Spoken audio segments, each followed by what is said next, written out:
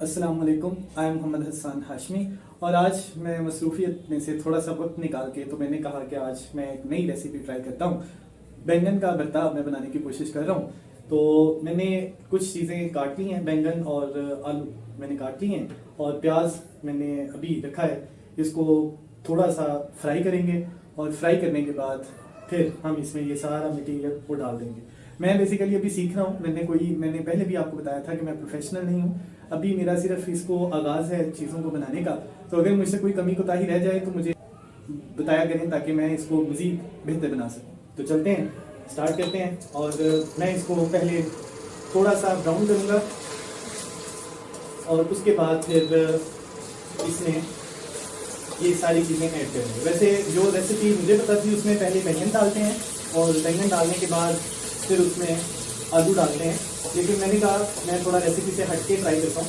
और बॉयज़ को स्पेशली ये काम ज़रूर करना चाहिए ताकि उन्हें थोड़ी बहुत आइडिया कुकिंग के हवाले से वो ज़रूर आना चाहिए। क्योंकि मैं गुजारिश करूँगा अपने देखने वालों से, स्पेशली जो गर्ल्स देखती हैं, उन्हें चाहिए कि अपने भाइयों को थोड़ा सा ट्रेन ज़रूर करें ताकि आगे चल के उनके लिए मुश्किलात पैदा ना हो।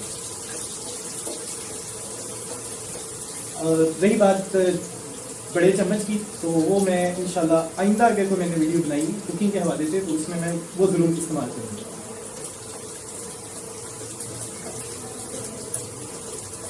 ये तो आप देख रहे हैं कि ये थोड़ा थोड़ा ब्राउन होना शुरू हो गया है। इसको ज़्यादा हीट के ऊपर नहीं रखना, मतलब ज़्यादा डार्किश ब्राउन नहीं करना, जो मुझे पता चला है। आप बेहतर तौर पे इसको अपने वालिदैन से और अपनी बहनों से सीख सकते हैं और वहाँ से आप लोगों को थोड़ा बेहतर आइडिया उनकी तरफ से मिल जाएगा।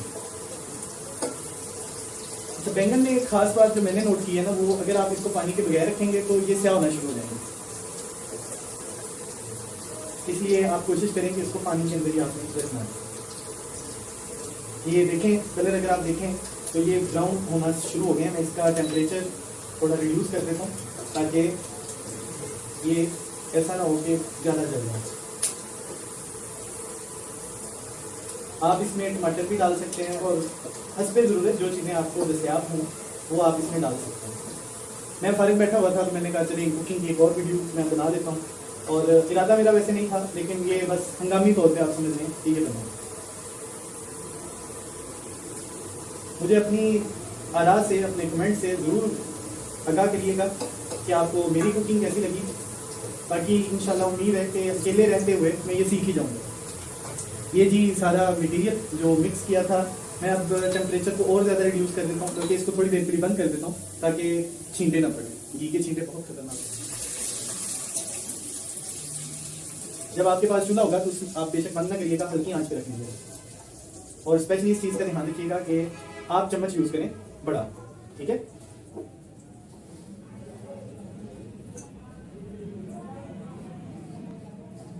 आमतौर पे ये समझा जाता है कि बॉयज़ हाथ नहीं धोते, तो मेरी गुजारिश आपसे ये होगी कि हाथ अपने ज़रूर साफ रखिएगा, वरना घर में कोई भी आपका पका हुआ खाना वो नहीं खाएगा। टेम्परेचर को मैं ऑन करूँगा।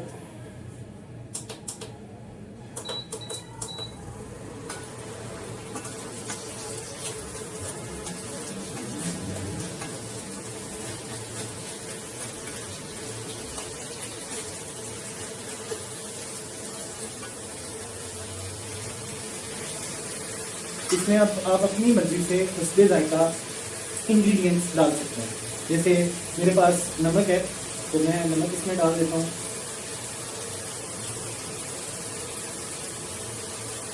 अब मुझे नहीं पता कि ये कम है या ज़्यादा है, और बाद में मैं टेस्ट करूँगा, थोड़ा सा और ऐड कर दूँगा। बस ख्वाहिश है कि ये बहुत ज़्यादा ना हो जाए। इसके बाद अगर हल्दी आप थोड़ी सी डाल लें तो टेस्ट अच्छा बन जाएगा, लेकिन आमतौर पे ये मेरा ख्याल के बैंगन में डाली जाती है।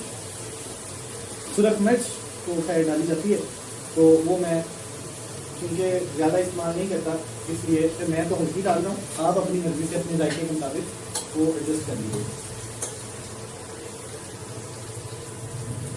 इसको अच्छी तरह मिक्स कर लें ताकि सारे जो बैंगन हैं और आलू हैं वो इस नमक मिर्च से मुस्तफ़ीद हो सकें।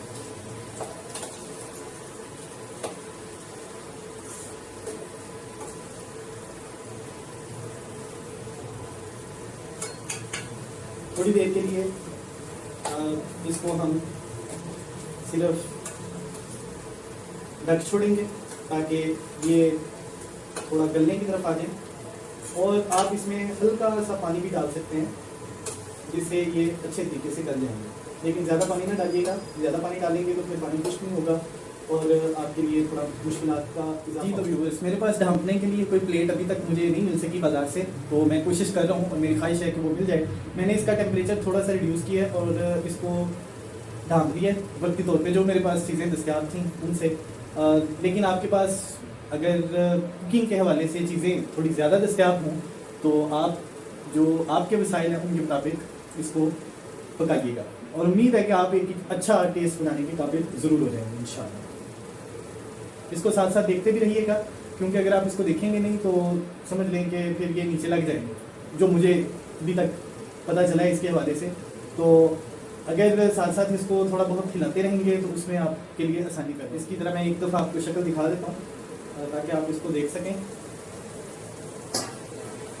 जी, ये पानी मैंने इसमें थोड़ा सा डाला था और इसके बाद हल्का सा पानी डालना है, ज़्यादा पानी नहीं डालना, और इसको गलने के लिए रख छोड़ दें ताकि ये गल जाए। और फिर गलने के बाद हम इसकी दोबारा शक्ल देखेंगे। ज़्यादा चम्मच अगर आप इसमें हिलाएंगे ना मेरी तरह, तो ये जो बैंगन होंगे उनकी शक्ल और सूरत वो बरकरार नहीं रहेगी, इसलिए मैं इसको थोड़ी देर के लिए ढांप छोड़ता हूँ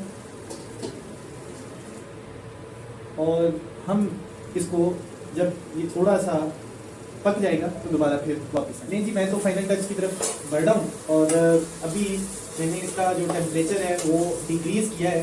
अगर मैं डिक्रीज़ ना करता तो ये नीचे लगना शुरू हो जाता, इसलिए मुझे इसको हिलाना पड़ रहा है बार बार। और मैंने पहले बताया था कि बैंगन जो है ना, क्योंकि मैंने कम मिकदार में तो फिर एक दफ़ा डाल देता हूँ ताकि ये अच्छे तरीके से, और शक्ल वो आपको यहाँ पे नज़र आ जाएगी इसकी। थोड़े नीचे लग गए हैं लेकिन उम्मीद है कि इंशाल्लाह टेस्ट वो ख़राब नहीं होगा। शुरू में मैंने बताया था कि हमने बैंगन का भरता बनाना है, तो मैंने इसको बहुत खूब फेंटा है और इसका भरता बना ही दिया। इस हॉट प्लेट में सिर्फ एक जो चीज़ है ना वो थोड़ी मुझे पसंद नहीं है। इसमें जो साइडों वाले चीज़ें होती हैं ना वो अच्छे तरीके से नहीं पकती, या मुझे एक्सपीरियंस नहीं है इसको पकाने का। बहरहाल दूसरा जो चूल्हा होता है उस पर कुकिंग करना आसान होती है इसकी नस्बत। मैं 1 मिनट के लिए इसको मज़ीद डाल देता हूँ, जो साइडों पे आलू हैं वो भी अच्छे तरीके से इसमें गल सकें। वैसे तो मुझे लगता है कि ये गल ही गए हैं, तकरीबन गल ही गए हैं, लेकिन साइडों पे फिर भी कुछ 1-2 आलू होंगे जो कच्चे होंगे, तो मैं चाहता हूँ कि वो भी अच्छे तरीके से गल जाएँ। सिर्फ आपको मैंने इस चीज़ का ध्यान रखना है कि ये नीचे ना लग जाए, क्योंकि बैंगन जो है ना वो बड़ी स्पीड पे नीचे लगते हैं। उनका एक अलग टेस्ट होता है, लेकिन कोशिश यही करिएगा कि वो नीचे ना लगे। मेरी तरफ से ये तकरीबन अब रेडी है। अब इसको मैं थोड़ी देर में सर्व करूँगा और सर्व करके आप लोगों को दिखाऊँगा कि बॉयज़ भी जो होते हैं ना वो किसी से कम नहीं होते। ये काम सिर्फ ख़वातीन के नहीं है, लड़कों को भी करने चाहिए। ठीक है जी, फाइनल मैं इसकी लुक आप लोगों को दिखा देता हूँ। जो मैंने आज कुकिंग की है, बैंगन और आलू पकाए हैं, और इसमें मैंने कोशिश की है कि अपनी तरफ से वो इसको पका सकें। बुनियादी तौर पर इंसान के हाथ में कोशिश ही होती है, तो जो लोग ट्राई नहीं करते और सिर्फ तनकीद ही करते हैं, मेरी गुजारिश है उनसे कि थोड़ा सा काम करें ताकि आपको भी आइडिया हो कि ख़वातीन कितनी मुश्किल से ये काम करती हैं।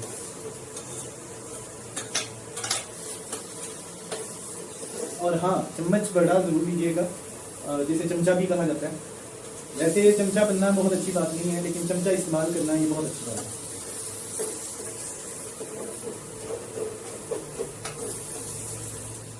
ये मेरी तरफ से ये तकरीबन रेडी है। अब इसको मैंने सर्व करना है और इंशाल्लाह सर्व करके मैं आप लोगों को ज़रूर दिखाऊंगा कि ये आज की जो रेसिपी थी ये किस तरह की पकी है। बाकी मेरी ख्वाहिश है कि जो देखने वाले हैं वो अपने अपने तौर पे इसको ज़रूर पकाएं और इसका जायका वो मुझसे शेयर ज़रूर करिए।